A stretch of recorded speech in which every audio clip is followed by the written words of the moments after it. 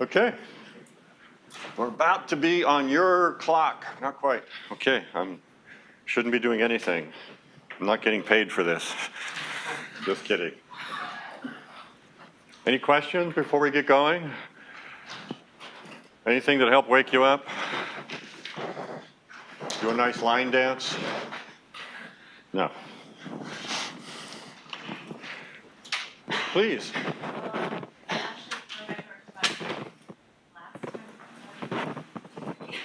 So with this change of basis stuff, I was a little confused because it also requires a change from spaces. Okay. It does. There's more than, We're going to do a little bit of an example. I think that'll help, but we'll see. Okay. But so the question was about, hey, what's going on with vector space, and then going into n tuples? What's all going on there? Yep. Okay, so let's just review the key concepts from Tuesday, and then we'll get into representations, then we'll move on to the next big idea. Okay. So if we have a vector space, we like to be able to perhaps work with the smallest set that you can use to generate the whole space. That's the idea of a basis. Okay? The set is sufficiently small that it's linearly independent. You know, we know if we put too many vectors in there, they become dependent.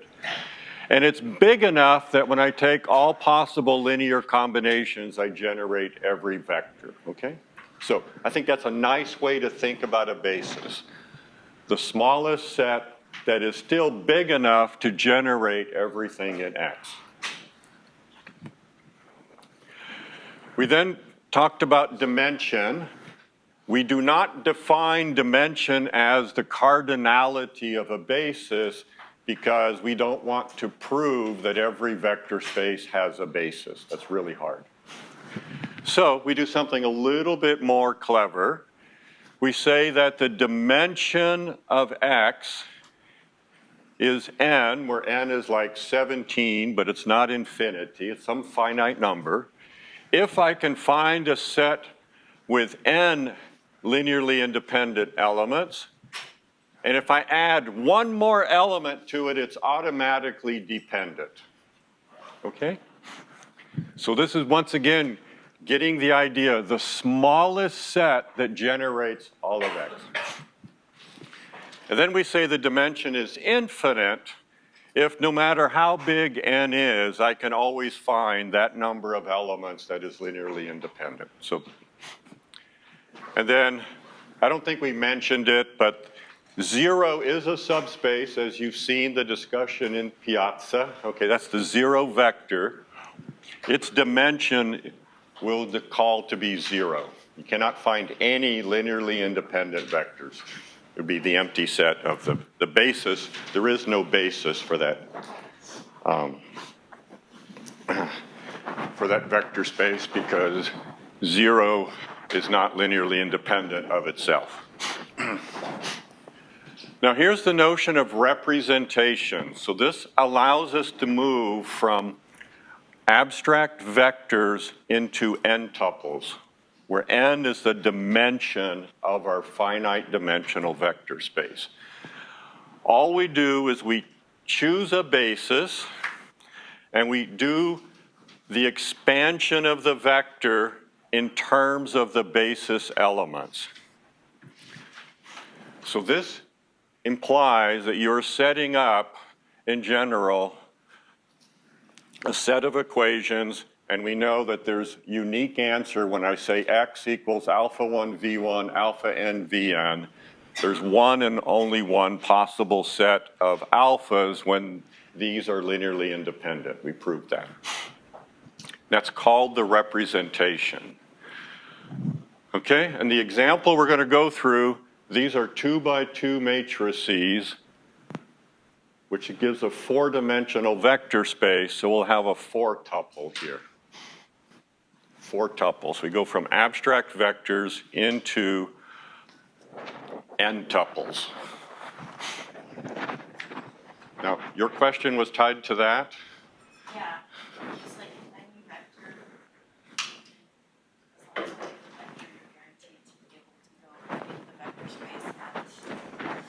Yes, so if the vector space is finite dimensional, so take the set of polynomials of degree less than or equal to 13. So I put an upper bound on the degree. So now it's finite dimensional. It has 14 dimensions because 1 is t to the 0 all the way up to t to the 13. That's a basis.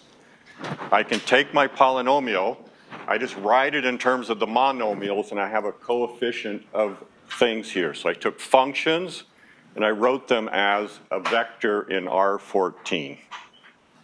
Okay, so abstract vectors into a list of numbers. We're going to do this with the differentiation operator just a little bit later, so that'll give a little bit more context to this.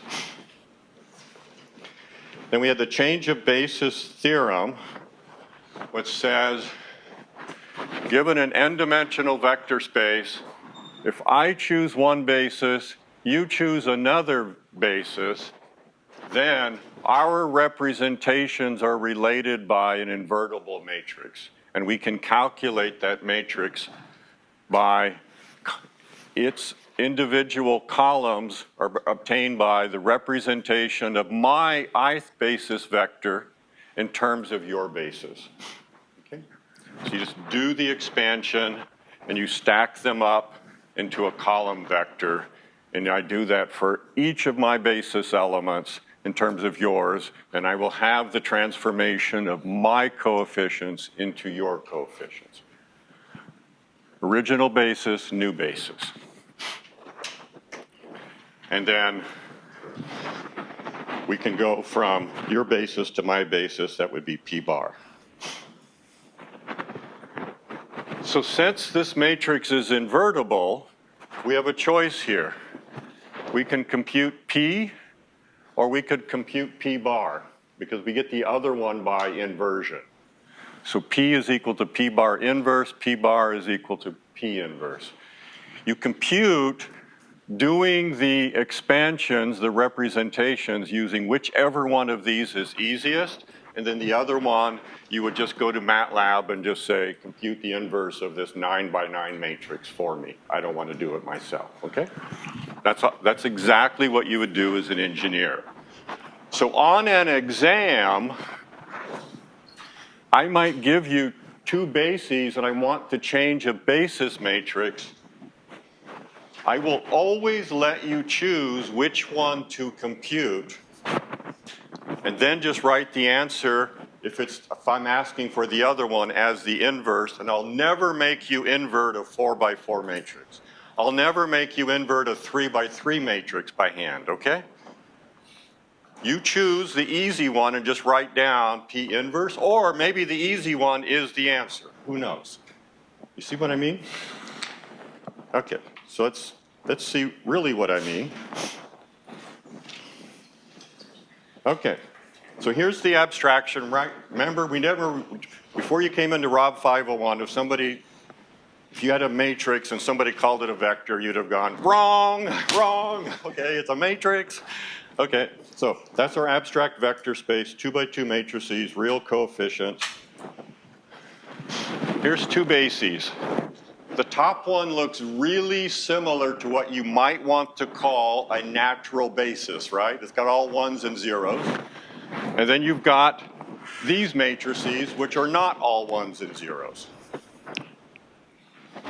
So, if you have to choose to write these matrices as linear combinations of these, or write these matrices as linear combinations of these, which one do you want to do?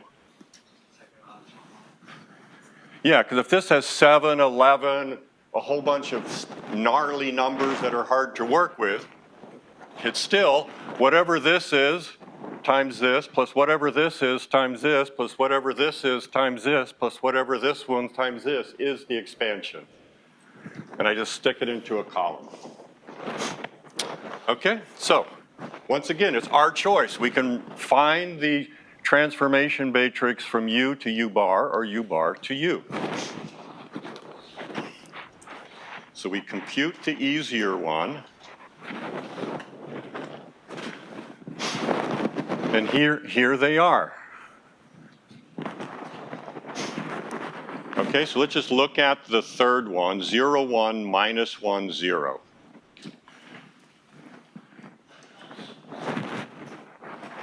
I need to write the third basis element to get the third column of my matrix as a linear combination of the original basis up here. So it's 0 times this, 1 times this, minus 1 times this, 0 times this. That's the representation. So that's how I do all of those. And so, if this is the matrix you need, on the exam you write down this is P bar, and P is this. Some of you are so good you'll just do the calculations, and if you mess it up I'll take off a point, that's all, okay? The rest of you who don't even calculate it and just write this down, you get full credit, okay?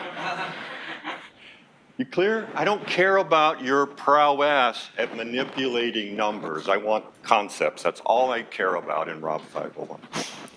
Okay, now, so what if you set about doing it in the other direction? Who knows, maybe both of them are gnarly. Hey, okay, and you just have to write down the equations. This is all posted, okay? So once again, what are you doing? The first column is my basis element written in terms of yours.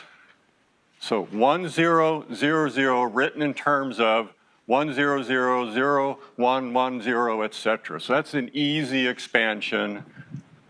So that's why the representation is 1, 0, 0, 0. Here's 0, 1, 0, 0 written as a linear combination of the other bases. So here's the representation. Here's the second column of the change of basis matrix. The third column, okay? The fourth column. And then this isn't on what I posted, but I will add it. It will be embedded in the lecture. I just write down, you know, A, B, C, D equals alpha times 1, alpha 2 times this, etc. Then you would have A, B, C, D equals this, and you just A, B, C, D, and then you have to take this matrix, invert it to get the alphas, okay? It's really 4 equations and 4 unknowns when you have a 4-dimensional vector space to calculate a representation. If it's in a 13-dimensional vector space, you have 13 equations and 13 unknowns. Okay? Your exam problems will tend not to be large numbers, because I don't want to grade them. Not because I don't feel I'd feel bad about torturing you. That would be torturing me because I have to grade it, okay? Just being very clear. Okay, so 4 equations, 4 unknowns. Does that help with the representation question? I understand it. It just seems like kind of a big deal that you can always go to the FN like that. That's all. Like, it seems like a... It's huge. Yeah. When we want to do real calculations on abstract quantities like functions and doing derivatives and things. So it's super powerful. Others? Yeah. So it means all vector spaces of the same dimension, right? Well, all vector spaces over the same field that have the same dimension, they're in one-to-one relationship because they're all in one-to-one relationship with Fn. They're all the same. It's just somebody's using different things, okay? Different bases, and I go from one to the other. Oops, this is where we go. Okay. Okay, so I will include that into the lectures, the extra comments and stuff like that. Now we're going to do the next most abstract thing, and we'll tie it into the change of basis matrix. It's really an extension of it. If you think about it that way, it's easier. So definition. let XF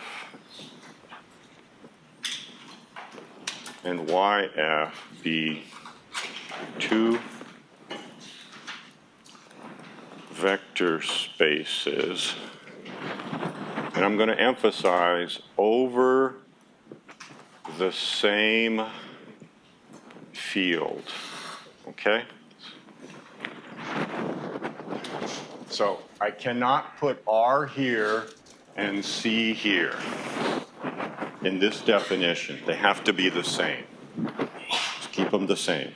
R, C, Q, etc.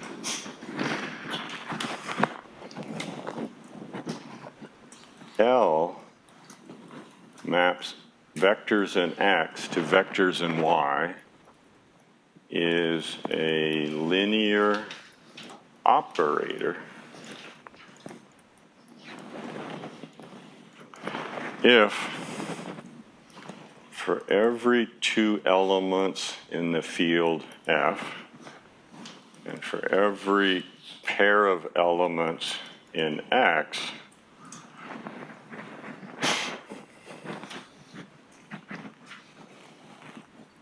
L of alpha X plus beta Z is equal to alpha times L of X plus beta times L of Z.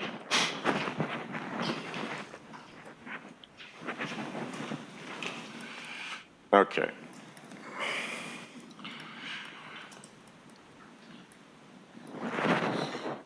Just like when we were checking the subspace properties, and it really came down to being closed under vector addition, closed under scalar times vector multiplication. We could write that down, and we wrote it down in three different ways. Here's another way you often see this written down. L of X plus Z equals L of X plus L of Z. And then L of alpha X, alpha L of X.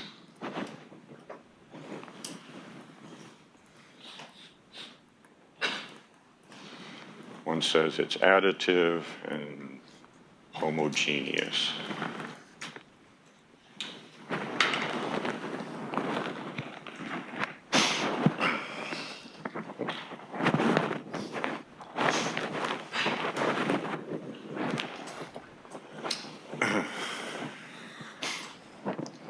Okay, so linearity, I think, is what you would want it to mean.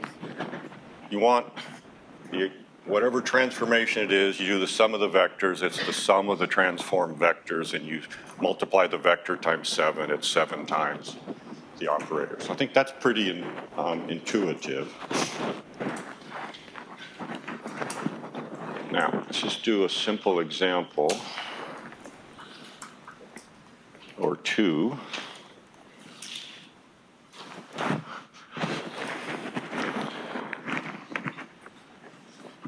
So this is our favorite field, who knows?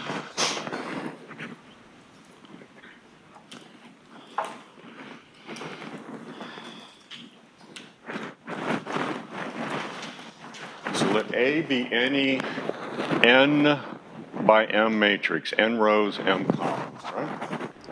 So n by m matrix with coefficients in F.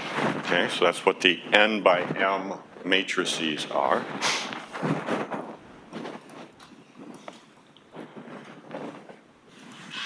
Then L maps Fm into Fn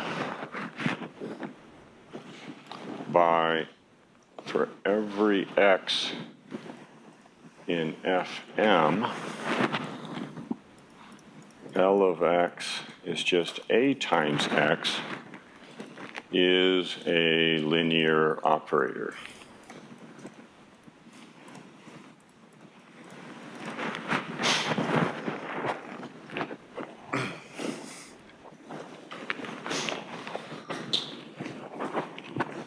Okay, so if we go back to our most comfortable vector spaces, Rm, Rn, real n by m matrices, then A times X is a linear operator. Better be, right? I mean, if that weren't, this would be really a travesty. So that has to be true.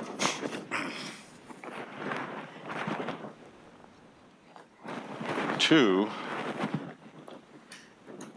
let X equal, say, the polynomials of degree 3. Polys of degree less than or equal to 3.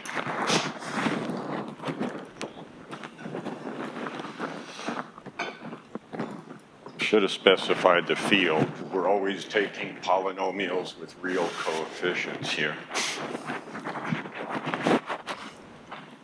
And let's let y equal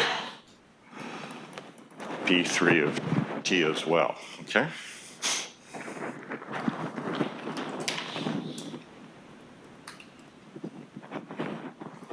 Then L takes x to y by, for every polynomial in x, L of p is its derivative, is a linear operator.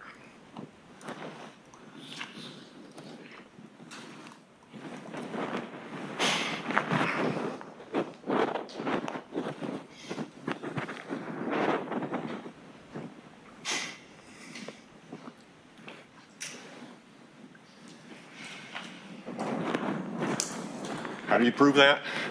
The derivative of a sum is the sum of the derivatives. The derivative of 3 times something is 3 times the derivative. So that's how you prove it. It's that easy, okay? Basic calculus. So that's very straightforward. Now, question, yes? So y, so x is and y are the same. In this example, yeah. Even though you take the derivative, Yep, I could have taken y to be p of 17 and it's still linear. It's not onto, we haven't defined that concept. Now, if I have taken y to be p1, it wouldn't work, but p2 would work, just like you intuit, okay? So, it's fine, this operation makes sense. L of something in x is in y, that's what that symbol should mean. And as long as this is bigger than or equal to 2, I'm golden. So is it correct to use the terminology x maps to y? Then the linear operator maps x to y? Yes. Linear operator maps x to y. Is that what I wrote down before? No, I did. Yes. Okay. I have no faith in myself. Who knows what I could have written down up there under the duress of the cameras rolling and you guys watching me, and me having done this too many times in Rob 501. Okay, now, here's the big deal. On robots, we like to calculate derivatives with respect to time because we get encoder data, but we need angular velocities, okay? So we want to differentiate functions. I'm going to show you how to change this operation into a matrix operation. It's called a matrix representation of a linear operator. Okay. In your homeworks, I don't know if it's homework 3 or 4, you will play with this idea. Okay? So this is really, really, really important. Definition.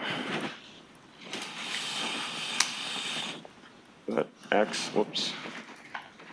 f and yf be finite dimensional vector spaces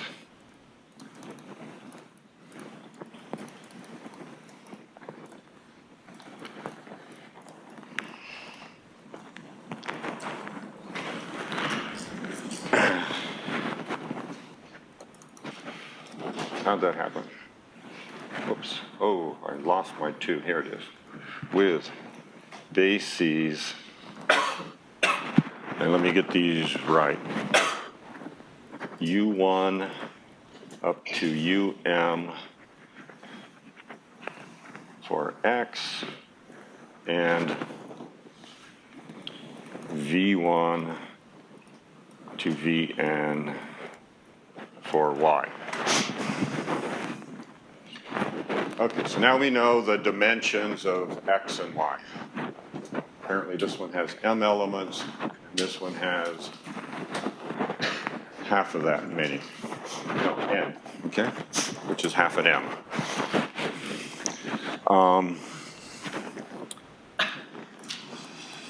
Let L take X to Y be a linear operator.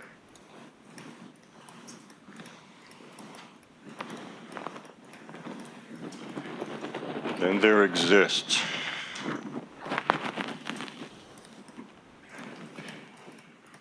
a matrix A takes Fm into Fn. So A is an n by m matrix.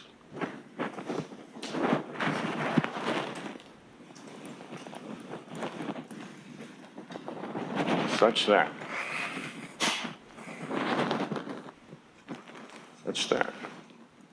for every x in X, I apply my linear operator to it,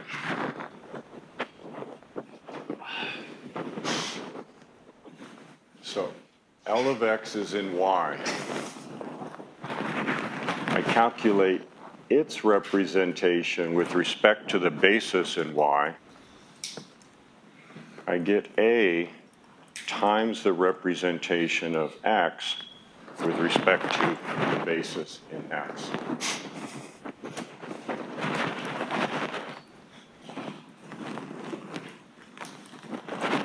Okay, we'll come back to this. A is called the matrix representation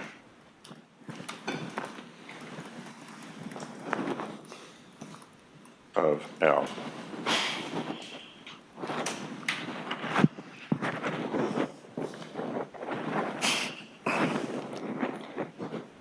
Okay? So, let me give you a picture and see if you like this. X, Y, L. Abstract vectors, finite set of functions. Abstract vectors, another set of functions perhaps. Differentiation. I choose a basis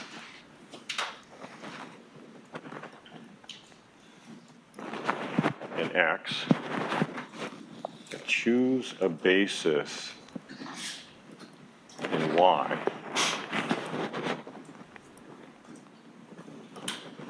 This is now Fn. So this diagram commutes is what our definition is saying.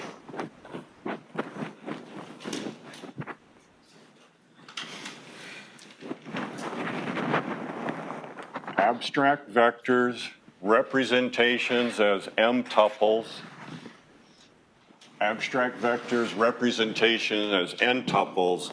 I can replace this linear operator by a matrix that acts on m tuples and gives me n tuples. That's the idea of a matrix representation. So I take X, apply it to L, that's in Y, I calculate its representation in V, that's now an n tuple, or I immediately compute the m tuple of the representation in X, I apply A to it, I get the same n tuple. Okay? That's what this formula means. L of X, which is in Y, representation in V, is the same thing as I take X, I convert it to an m tuple, and then I apply A to it.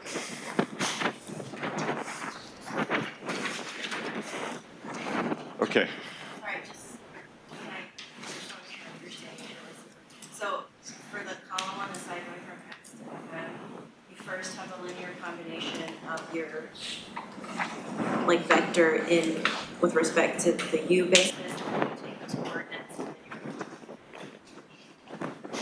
Yeah, so this representation is you take X, you write it as a linear combination of those, that's your M tuple.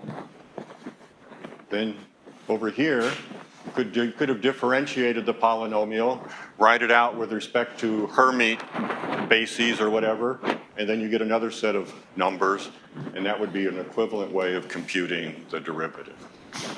So we're going to do examples, examples, examples. Let me state the main theorem, and then we'll do the example that usually makes people feel good.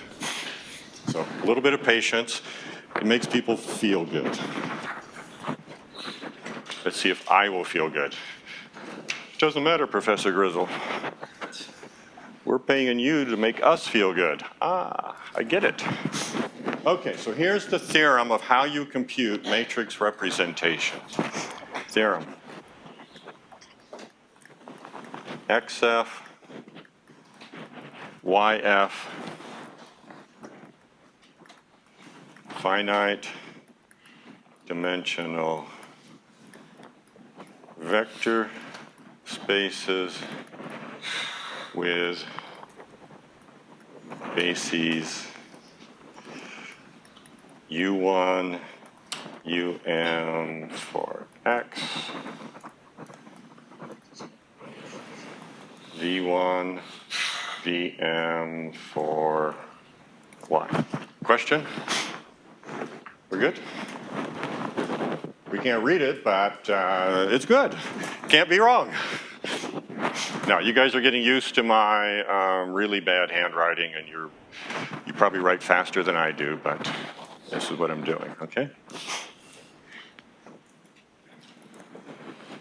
Let L take X to Y be a linear operator.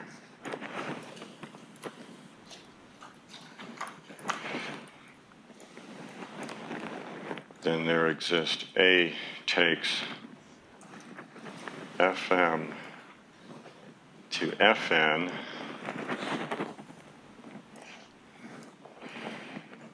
the matrix representation of L, and this is how you compute it. Okay. You get caught up. You've got linear operator, finite dimensional vector spaces. We're going to replace that abstract operation by just matrix multiplication. Whoops. The I goes on the columns. So A has the same number of columns as the dimension of X. And to compute the ith column of A,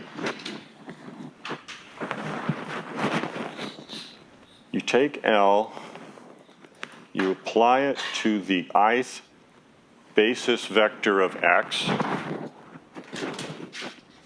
So this is in X. L takes X to Y. So now this is in Y. We compute its representation with respect to whatever basis you put on Y. Okay? So how to compute matrix representation.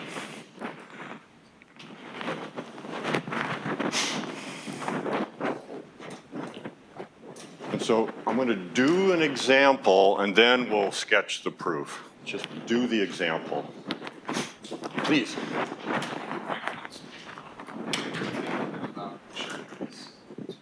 The mic is too loud? Well, it's picking up your shirt. Oh. Maybe I can just turn the volume down. Is that better? Well. I see. The mic is kind of falling apart.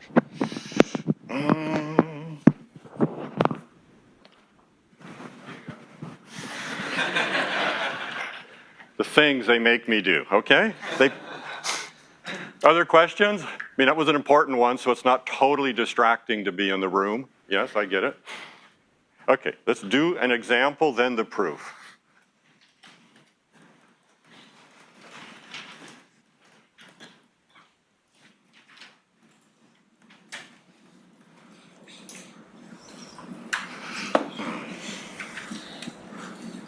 Okay.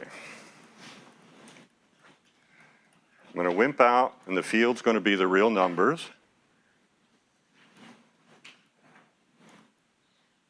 X is going to be P3 of t. Y, I'm going to take it to be the same, though, as we discussed, we don't have to. I'm going to put the same basis on X and Y.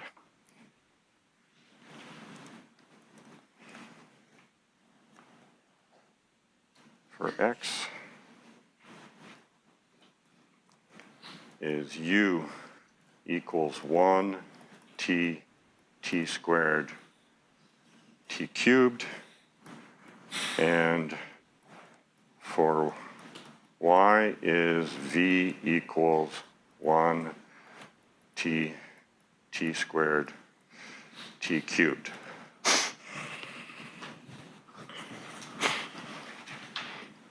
I don't have to do that. I don't have to put them in the same order, but for the first example, it'll make our lives easy. And here's our linear operator, the one we just looked at.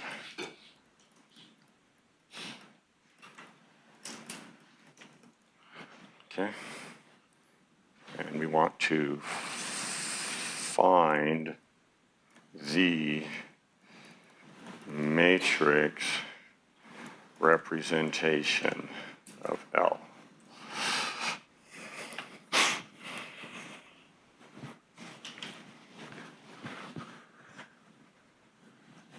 Okay, and then the formula we use, so A is going to have 4 columns because I'm in a 4-dimensional vector space. 1 t squared t cubed.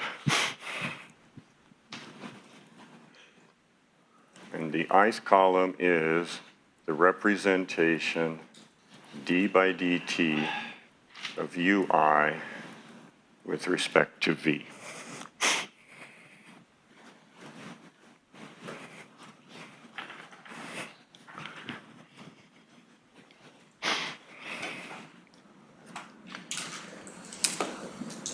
Almost caught up.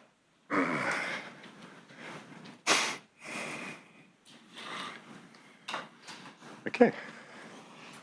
A1.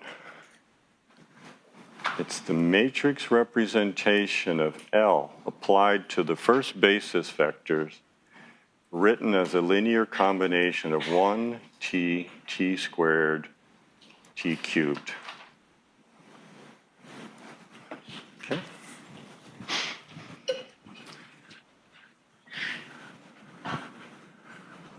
What is the derivative of 1? 0. What is the representation of the 0 function in terms of these monomials? 0, 0, 0, 0. Wow, you guys are on it today. Okay, and you're smart enough to know that those aren't 6s, okay? So, there we go. Now, we differentiate t with respect to 1 t squared t cubed.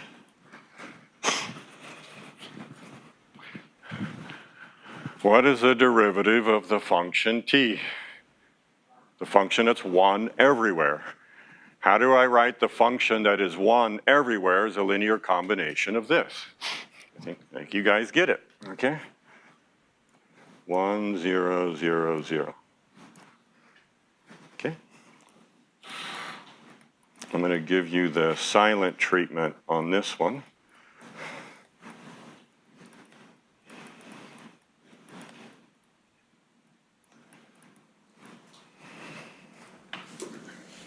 It is, let's see.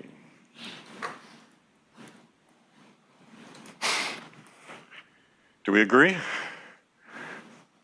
T squared, I get 2t, and 2t written as a linear combination of the basis in that order is 0, 2, 0, 0.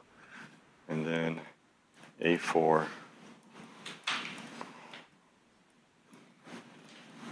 Whoops.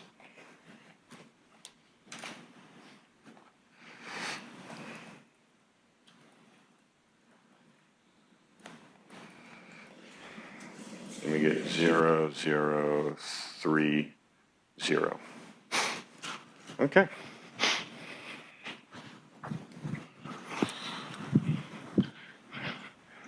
So we take these 4 columns, and then we just stack them up. So A is 0, 0, 0, 0, 1, 0, 0, 0, 0, 2, 0, 0, 0, 0, whoops, 3, 0. God, that's the ugliest matrix I've seen in all morning. Okay. 0, 2, 0, 0, 0. Okay. Okay. Instead of differentiating polynomials, I can now do this.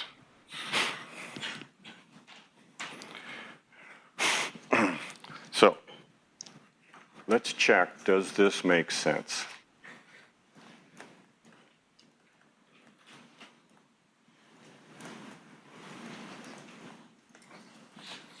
Okay? Leave some space in your notes because I'm going to do one of my magic insertion things because you don't want to write all of this down. Images for today. And check makes sense. Yep.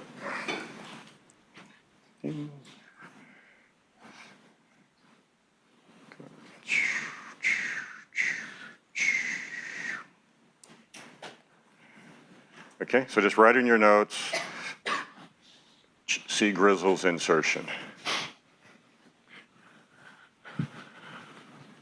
Okay, so let's take one of our abstract vectors and find its representation with respect to the monomials.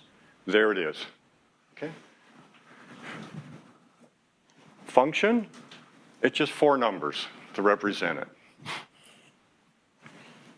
Whoops, what happened? Don't do that. Okay.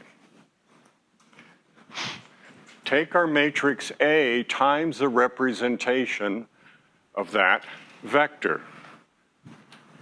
This is its representation in y with respect to the basis 1t, t squared, t cubed. Does this correspond to differentiating the polynomial? I don't know. The derivative of the polynomial is just this, and I calculate its representation to be exactly this.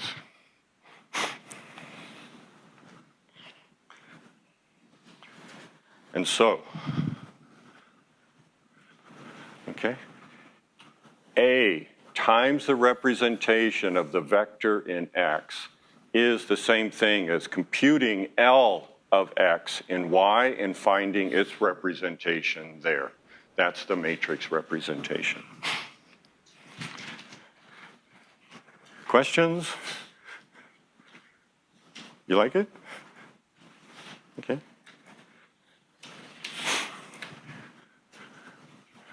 What if I had instead used the basis 1t, t over 2, t over 3 factorial? So 2 factorial, 3 factorial. What would the matrix representation be then?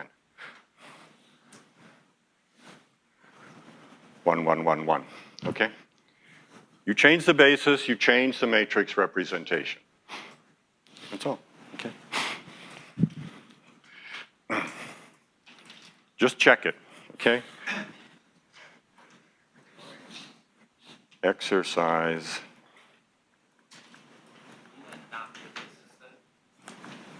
Excuse me? Would that not be a basis then? Or you could have a linear combination? What do you mean linear combination? T and T over a number. What do you mean T squared?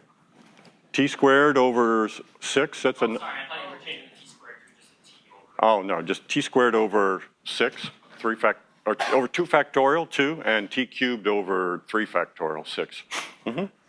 So change basis to 1 T squared over 2 factorial, T cubed over 3 factorial.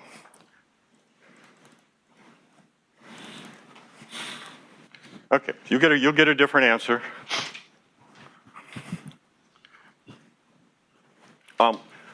Now, suppose you can collect data and fit a function to it, like a polynomial.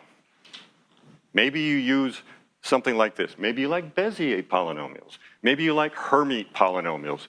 Maybe you like a truncated Fourier expansion, so you use sine of t, cosine of t, sine of 2t, cosine of 2t. Suppose we had solved the problem of taking data and fitting a function to it. Now I want to differentiate that function at a particular point because I want my velocities. Okay? So then we replace this with just a matrix on our representation of the function using whatever bases makes us happy, as long as I teach you in another couple of weeks how to take data and fit them to functions, okay? So that's how you use this in robotics. Take your data, fit functions, you need derivatives. It's just a matrix represent calculation, so it goes like this. In microseconds, you have your derivatives. So that's the level of abstractions I hope that you're comfortable with. Remark.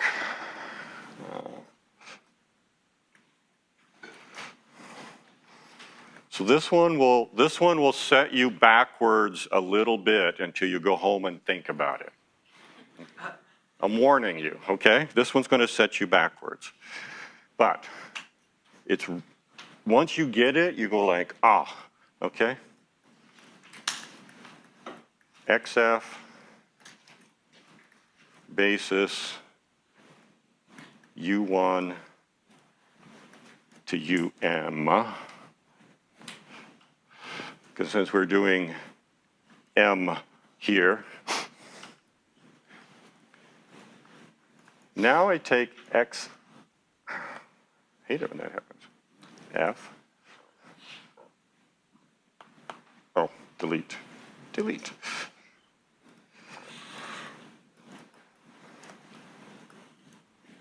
Same vector space, I put my bar basis on it. Okay?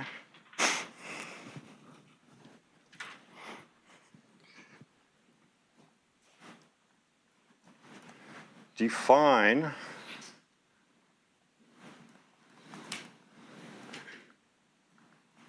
the identity operator, not the identity matrix, the identity linear operator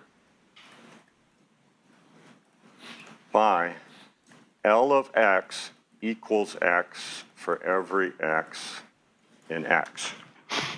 Okay? So L takes x to x.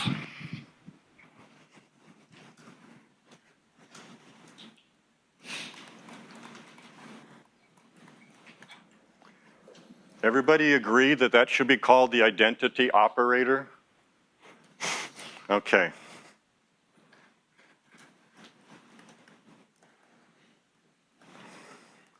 The matrix, I'm too excited and I'm hitting all the wrong buttons. Delete the professor. The matrix representation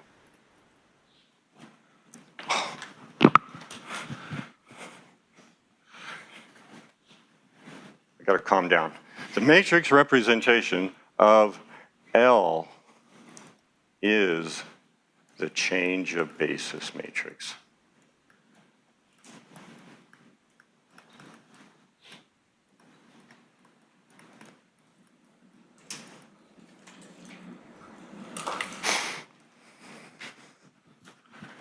Okay. How do you calculate? How's your mic though? Yeah. Oh, my mic fell off? Wow, I'm in my own little world when I get excited. Where did you guys come from, you know? There's aliens in here. Okay, so how would you calculate the matrix representation of the identity matrix? Well, you let L applied to the ith basis vector, L of ui with respect to v, but that's just the representation of u bar. That's just the representation of ui with respect to the bar. Okay. So this is the ith column of the matrix representation of the identity operator.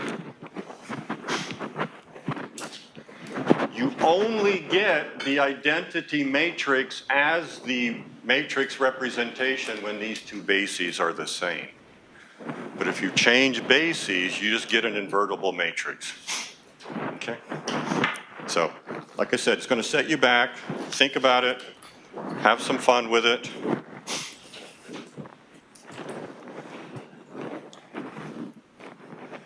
Questions? That one I think you just need to go think about and play with it. It's super cool. And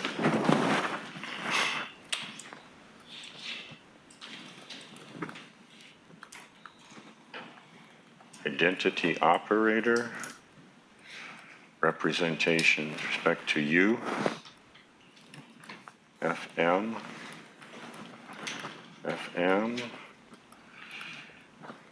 representation with respect to the bar matrix, get A. If this basis and this basis are the same, then this is the identity matrix. But otherwise, it's different. It's just an invertible matrix.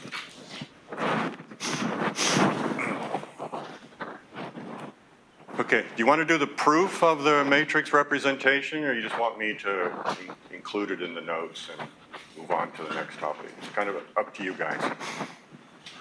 Proof? Let's hear it. Proof, proof, proof. I can't get the wave out of you for the proof? No. Never mind. You can be as ridiculous as you want, Professor Grizzle, but we're not going to follow you in your madness. I got it, okay? Okay.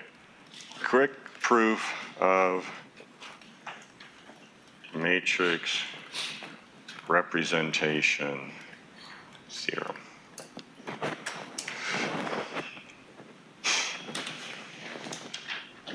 Okay. So we take X,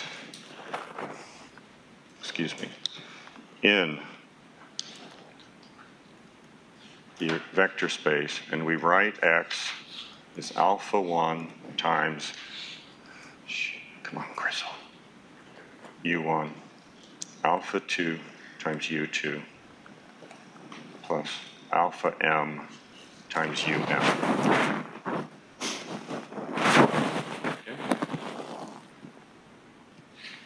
That way we know the representation of X with respect to the U basis is alpha 1, alpha 2, alpha M.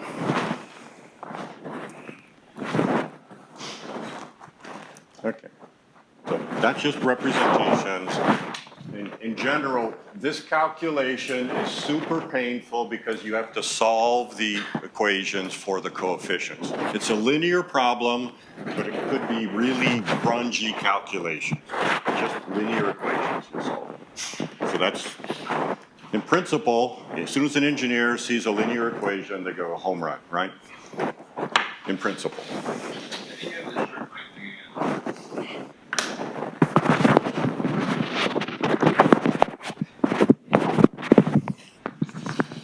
What do I need, a starched white shirt? How about that? Better again? Okay. One of those days, okay?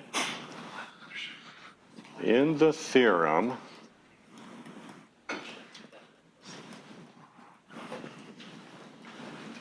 we have the ith column of the matrix representation is L applied to the ith basis vector of X, representation with respect to V. And this is true for 1 less than I less than M.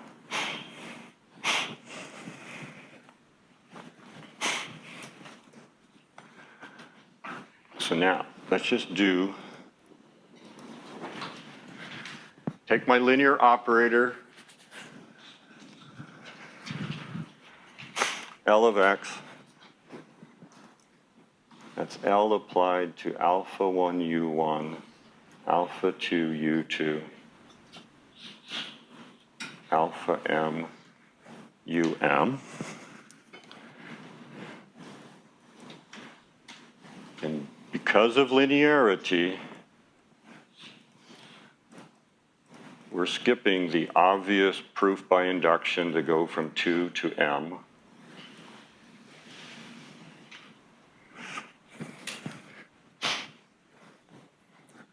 Linear operator on a linear combination is the linear combination of the linear operator on the individual vectors. Okay, so we just use linearity. Okay, down here for some reason. Now, compute representations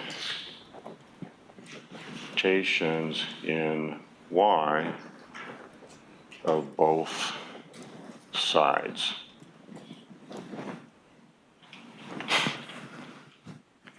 And we know that the representation of a sum is the sum of the representations. So, representation L of X with respect to the basis in Y is alpha 1 L of U1, its representation in Y. And I'll skip the second one, jump to the end.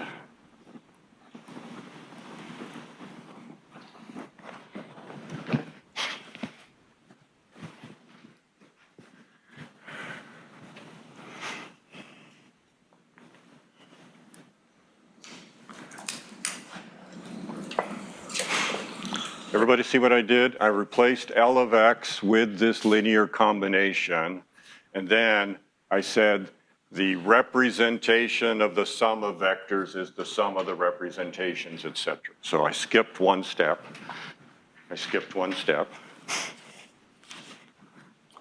Okay? Now, so this is alpha 1 times A1. See? That's A1. Now I'm going to stick in this just to help you out. Alpha M times AM.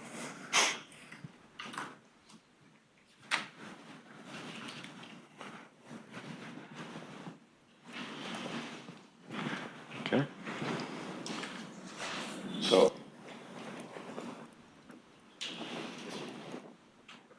if I stack the AMs into a matrix, this is what I get. Whoops, not 3, it's M.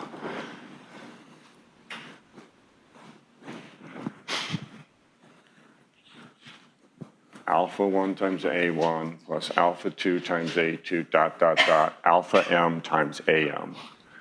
Okay?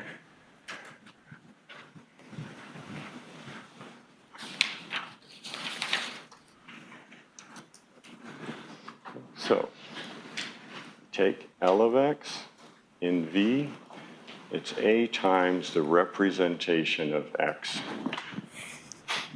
And that's my matrix representation. Okay? So it's just linearity, and representation of the sum is the sum of the representations, and the representation of 3 times something is 3 times the representation. And it pops right out. Okay? Whew. feel better about matrix representations and differentiation and abstract nonsense because we can now take data on a robot and calculate derivatives. You can do a lot more things than that too, okay? But that's pretty much the end of the abstract linear algebra. So now we're going to do some stuff about matrices. And then we're going to do regression. I'll do baby regression, and then we'll do manly, womanly, graduate student regression, okay? We'll do the stuff on steroids. We'll start out with the real easy stuff. Okay, but I need to recall some facts about eigenvalues and eigenvectors, and then we can move on. But questions on representations? It's pretty abstract, but it takes, it takes abstract vectors and turns them into n-tuples. And matrix representation of a linear operator takes an abstract operator from two vector spaces that is linear and turns it into an n by m matrix where the coefficients are either real, complex, rational, whatever your favorite field is. Question? I have a quick question about invertible matrices in relation to invertible functions. So would A inverse be equivalent to the L inverse function? And therefore the set of invertible functions is equivalent to the set of invertible matrices? Oh, yeah, so if we went back to differentiation, we would find, we saw that A was not invertible. And yeah, and it's because when we go from the zero function in Y, we don't know which constant it came from in X, so it's not one-to-one. So those properties carry through. So we haven't defined one-to-one, we haven't defined onto, but if you know what those mean, we haven't defined invertible linear operators, but if you know what those mean, those properties carry through to the matrix representation. So that's the question was, how do properties in L get reflected in the matrix representation? And they exactly transfer through. Other questions? Yeah. How would that, so that implies that the map has to be from one vector space to another vector space at the same size. Otherwise it would be square.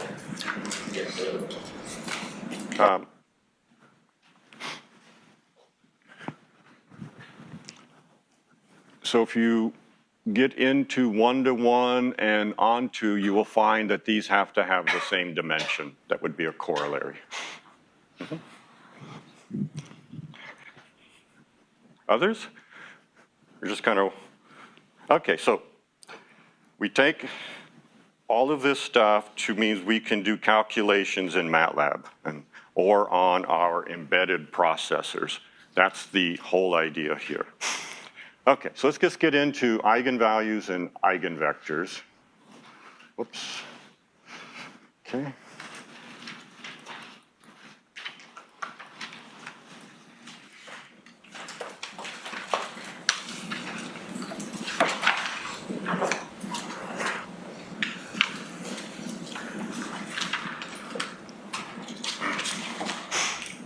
So the most important thing we're after will be, we're going to define what the eigenvalues and eigenvectors of a matrix are.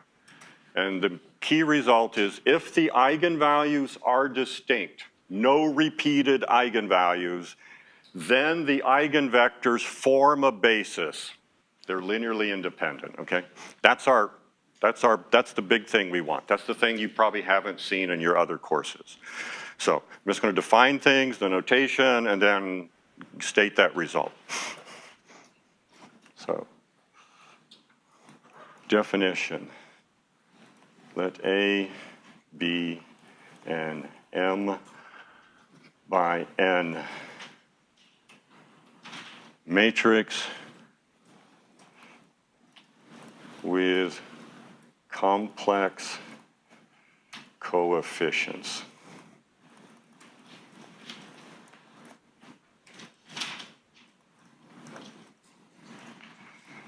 Real matrix is a special case, okay? If you have 1, 2, 3, 4, 5, that is a matrix with complex coefficients. This happens to be the imaginary part is 0, okay?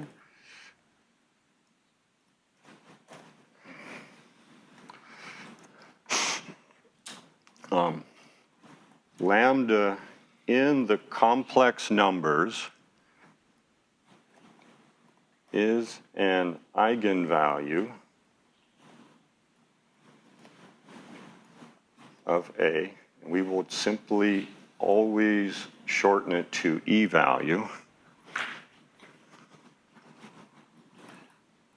if there exists, and I'm going to write it like this, a vector V in Cn, V not equal to 0. Okay? So this whole quantity, I need a non-zero vector in Cn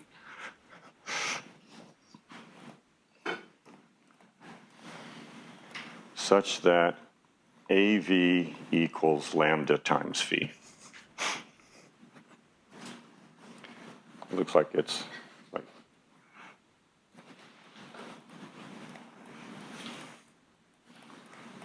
the vector V in Cn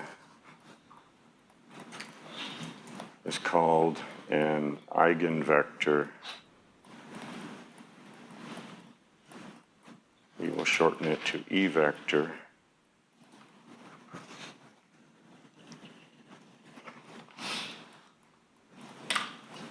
Corresponding to lambda.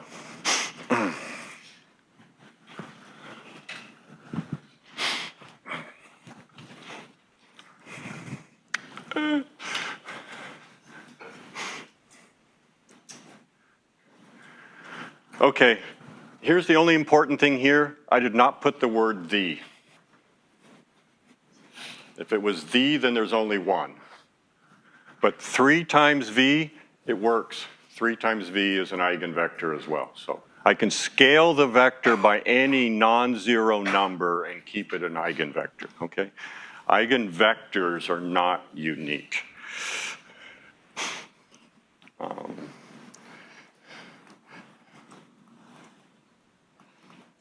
In fact, lambda is an eigenvalue if and only if determinant lambda I minus A equals 0.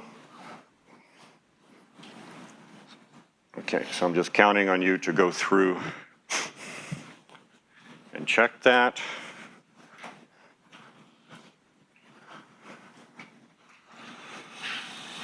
Quick example.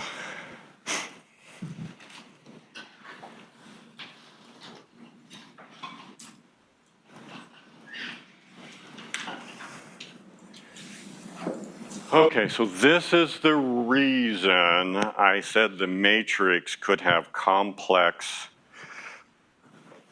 entries, because determinant lambda I minus A is equal to lambda squared plus 1 equals 0. If and only if lambda 1 equals J, lambda 2 equals minus J. So A real,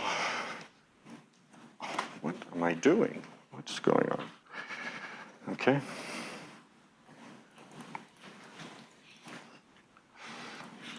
But eigenvalues not necessarily real. They can be, but they do occur if A is real in complex conjugate pairs.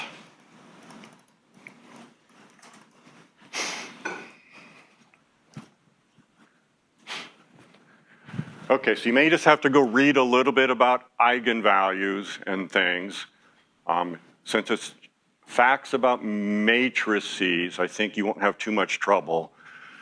If A is complex, the eigenvalues can be anything, any complex number. If A is real and lambda is an eigenvalue, then its complex conjugate is also an eigenvalue. Okay? So if A is real, they have to occur in complex conjugate pairs. Okay?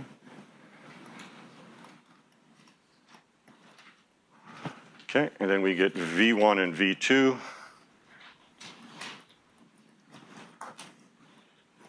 One J and one minus J. Once again, complex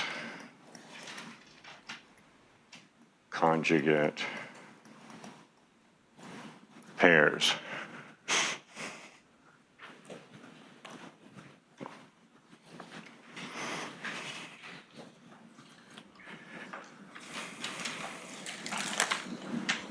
Okay, so we have to work over the complex fields. So this is the reason we have complex fields, is because we're going to have eigenvectors that are in general complex, and if I'm going to assert distinct eigenvalues gives me linearly independent eigenvectors, it's over the complex numbers as the field, okay?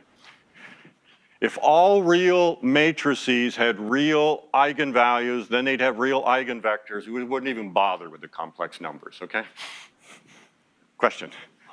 Up top, you said that eigenvectors are not unique, but are eigenvalues? Well, I can change the order. Yeah.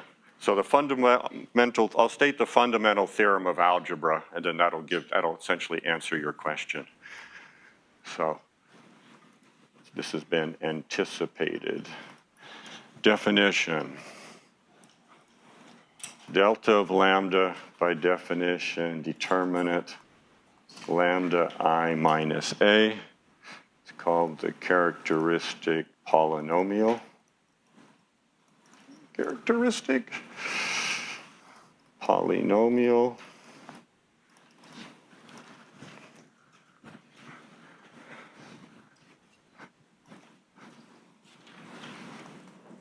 Determinant lambda I minus A equals 0 is called the characteristic equation. Yay!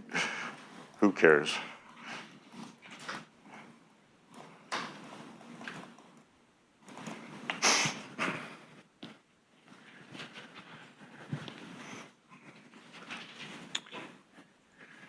If someday you call determinant of lambda minus IA, I mean, this is an equation, this is just a set of symbols. If you call that the characteristic equation, I don't care, okay? So, but as a 0, then it is an equation. And then the fundamental theorem of algebra.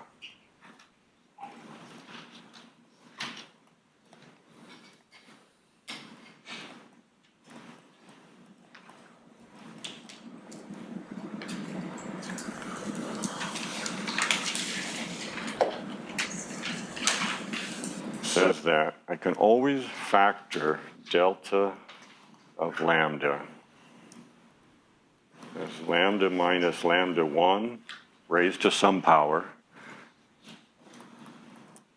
lambda minus lambda 2 raised to a power, lambda minus lambda p raised to some power,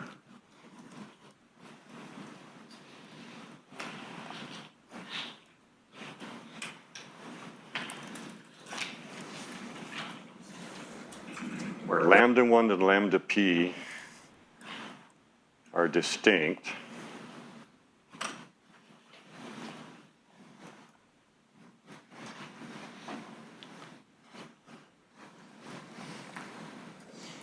and m1 plus m2 plus mp adds up to the degree of the polynomial.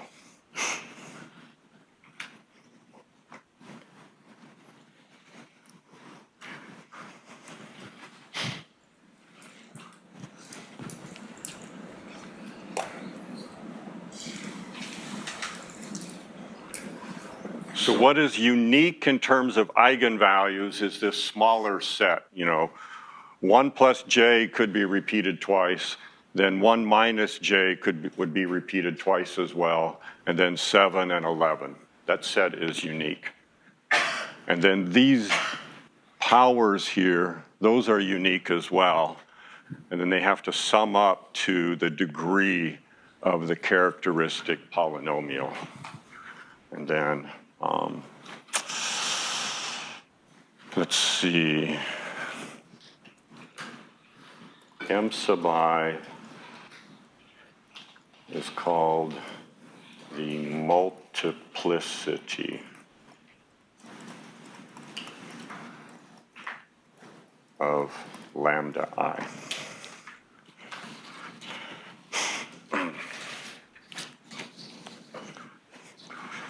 Okay, so we've got 3 minutes. All I'm going to say is if M1 equals M2 equals ... Mn equals 1, so the eigenvalues, there's n distinct eigenvalues, then the corresponding eigenvectors form a basis. And then we stop. Okay. So, theorem. That's the last thing we need to, well, last thing. It's the last thing that you probably have not really seen about eigenvalues. Let A be n by n elements with elements in C with complex coefficients.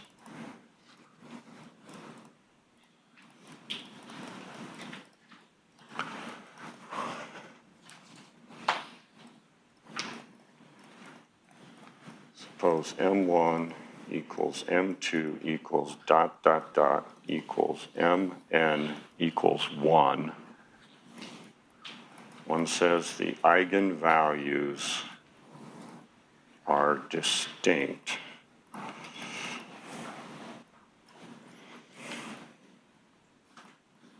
Lambda I not equal to lambda j for I different than j.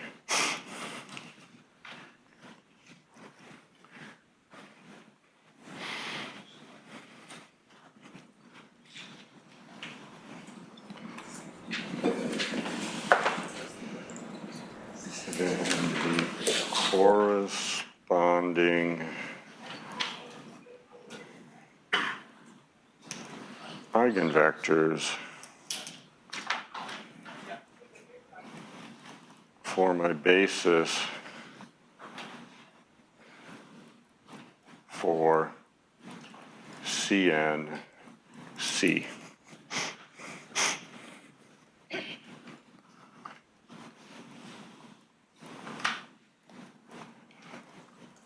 That is V1 to Vn is linearly independent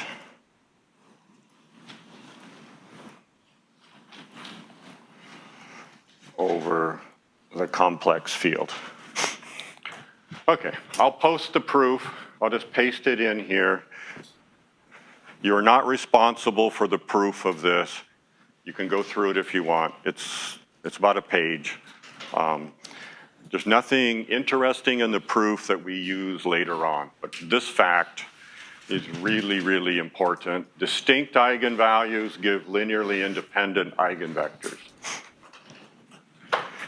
Now, it's possible the eigenvalues are repeated and these guys are still linearly independent, but it's not guaranteed. Not guaranteed. Could happen if you get lucky, like the identity matrix. A lot of repeated eigenvalues. 1, okay? You can take any basis you want, those are eigenvectors. Think about it, okay?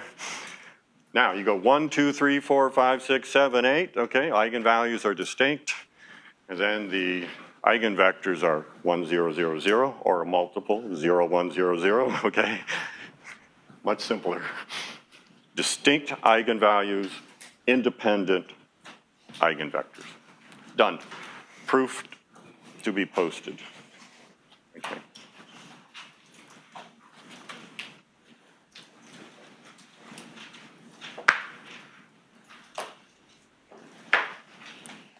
Okay, so when I upload these notes to the website, the proof will be pasted in. Thank you. Sorry about the mic falling off all the time.